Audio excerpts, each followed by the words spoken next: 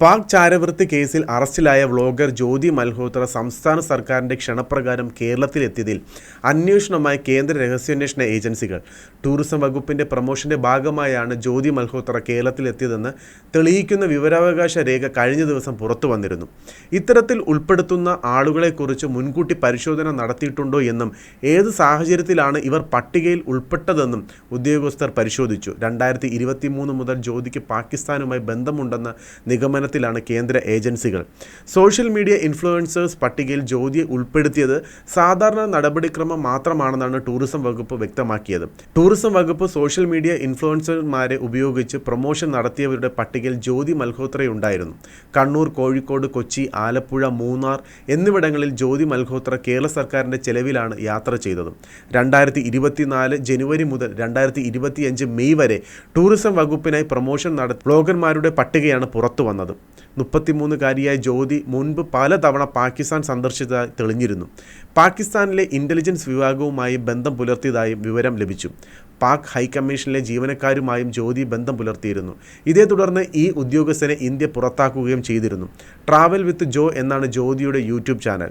ജ്യോതിയുടെ വീഡിയോകളിൽ ഏറെയും പാകിസ്ഥാനിൽ നിന്നുള്ളതാണ്. ആകെ 487 വീഡിയോ ട്രാവൽ വിത്ത് ജോ എന്ന ചാനലുണ്ട്. മിക്ക വീഡിയോയും പാകിസ്ഥാൻ, തായ്ലൻഡ്, ബംഗ്ലാദേശ് എന്നിവിടങ്ങളിൽ നിന്നുള്ള കാഴ്ചകളാണ്.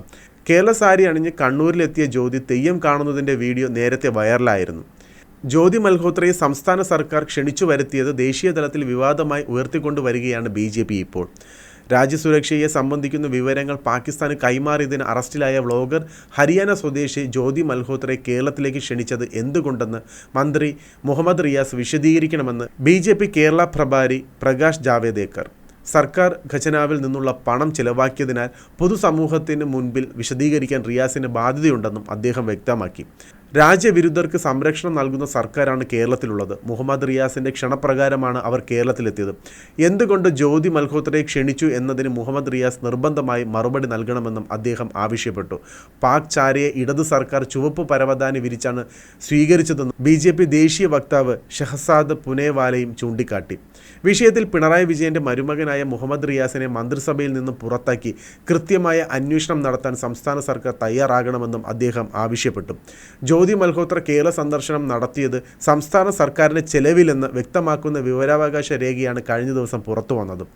യാത്രയും താമസവും ഭക്ഷണവും ഗൈഡിനെയും നൽകിയത് ടൂറിസം വകുപ്പായിരുന്നു. ടൂറിസത്തിൻ്റെ പുനരുജ്ജീവനത്തിനായി വ്ളോഗർമാരെ ഉപയോഗിച്ച് പ്രൊമോഷൻ നടത്തുന്നതിന് വേണ്ടി എൻ്റെ കേരളം എത്ര സുന്ദരം ഫെസ്റ്റിവൽ ക്യാമ്പയിൻ ടൂറിസം വകുപ്പ് നടത്തിയിരുന്നു. ഇതിനായി 41 പേരെയാണ് വിവിധ സംസ്ഥാനങ്ങളിൽ നിന്ന് കേരളത്തിൽ എത്തിച്ചത്.